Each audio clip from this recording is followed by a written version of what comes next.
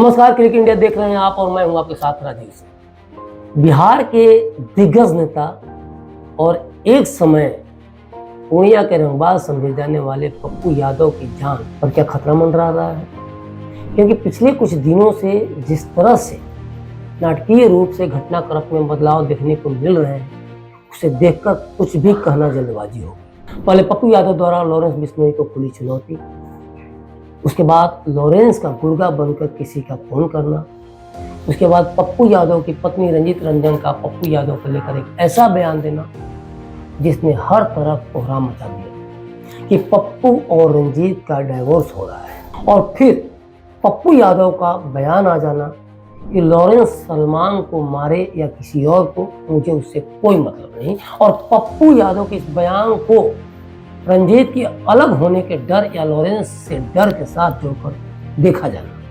आप मारना चाहते हैं या नहीं मारना चाहते, या आप जिसको मारे, मेरा कोई लेना देना ना, आप मारिए सलमान को या किसी को, हमें क्या लेना देना भाई।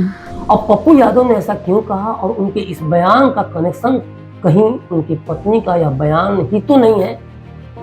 पहले सुनते हैं रंजीत रंजन का यह बयान, जिसमें वे पूरी तरह से पप्पू यादव से किनारा करती हुई दिखती हैं और शायद यही पप्पू यादव का होश हकता हो जाता है कि अब जब उनकी वो पत्नी, जो शादी से पहले जब एक समय उनकी क्रश थी, जिसे शादी करने के लिए उन्होंने आत्महत्या तक की कोशिश की थी, जब उनके बड़बोलेपन के कारण उन्होंने ही साथ छोड़ने का मन बना लिया, तो अब उनके पास क्या ऑप्शन बच गया था। मेरा और पप्पू जी का राजनीतिक करियर अलग अलग है और हम लोग काफ़ी मतभेद भी है हम दोनों के बीच में। और अभी पिछले 1.5-2 सालों से तो हम अलग अलग ही रह रहे हैं।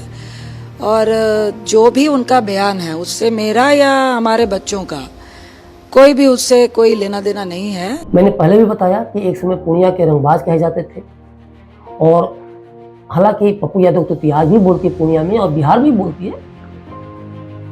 बिहार की राजनीति में कम से कम पप्पू यादव एक नामचीन चेहरा तो है ही। अब पप्पू यादव के उस बयान को सुन लीजिए जहां से पूरी चिंगारी उठी थी।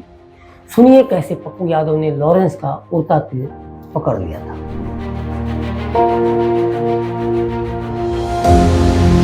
पप्पू यादव बयानवीर तो बन गए, खूब वाहवाही भी हुई, सोशल मीडिया किंग भी बन गए कुछ समय के लिए ही सही, लेकिन उसके बाद जो परेशानी उन्हें झेलनी पड़ी, पूरी कहानी यहीं से टर्न कर गई। उनके इस बयान के बाद बिश्नोई गैंग की ओर से धमकी भरी कॉल आई, जिसमें कहा गया कि सुधर जाओ, नहीं तो आगे हम देख लेंगे।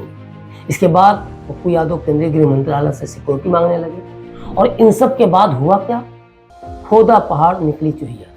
जिस लॉरेंस गैंग पर पप्पू यादव ने आरोप लगाया कि उससे जान को खतरा है, वो कहीं था ही नहीं है, और जान से मारने की धमकी देने वाला कोई और निकला, और वह कोई बड़ा भेटनर नहीं था। और जब दिल्ली पुलिस ने उससे पूछा तो उसने साफ कहा कि उसका कोई संबंध नहीं है लॉरेंस बिश्नोई गैंग से, और उसने अपनी साली के नंबर से पप्पू यादव को धमकी दी थी। और इधर पप्पू यादव हैं कि कहते हैं कि परिवार और जानने वालों को धमकी दी जाती है। उनके गांव खुर्दा में रात 11:30 बजे कोई संदिग्ध नजर आता है और वह रात 12 बजे तक रुकता है, घर की रेकी करता है और फिर कुछ देर बाद चला जाता है। वे कहते हैं कि आज भी मेरे कई मित्रों को फोन पर चैट के जरिए धमकी दी गई कि आप इस रास्ते को छोड़ दें, नहीं तो मैं आपको खत्म कर दूं। पप्पू यादव का कहना है कि वे बस इतना बताना चाहते हैं कि वे लोग कौन हैं जिन्होंने 14 अक्टूबर के बाद जेल के अंदर से लगातार अलग अलग नंबर से उन्हें कॉल किया, किन लोगों ने फोन से बात करवाई। उन्हें जो फोन किए गए इसके कई वीडियो भी मैंने भेजा, जहाँ पर वीडियो नहीं हो सका वहाँ नंबर भेजा। पप्पू यादव ने कहा कि कई बार रात के 1-1 बजे तक धमकी के फोन आते हैं। वो फोन पर एक ही बात कहता है कि आप अपने रास्ते से हट जाइए। फिर कई मैसेज आते हैं। ओवरऑल इस पूरे मामले में देखा जाए तो लॉरेंस बिश्नोई की जो जिस तरह से दहशत है, पप्पू यादव भी इसमें डरे हुए हैं। कभी भारत के किसी दूसरे हिस्से की बात कही जाती है कि लॉरेंस बिश्नोई को उससे धमकी आती है, कभी पप्पू यादव को लेके आती है, कभी सलमान खान को लेके आती है। और ओवरऑल इसमें हो क्या रहा है कि कई ऐसे गुर्गे या दूसरे गैंग के भी गुर्गे हैं जो कि लॉरेंस बिश्नोई के नाम पे हफ्ता वसूली कर रहे हैं या फिर धमकी दे रहे हैं या फिर पुरानी दुश्मनी निकालने की कोशिश कर रहे हैं, ताकि सामने वाला या प्रतिद्वंदी जो ग्रुप है शांत हो जाए और फिर उनका मामला सेट हो जाए। ओवरऑल आपकी इस पूरी खबर पर क्या प्रतिक्रिया है?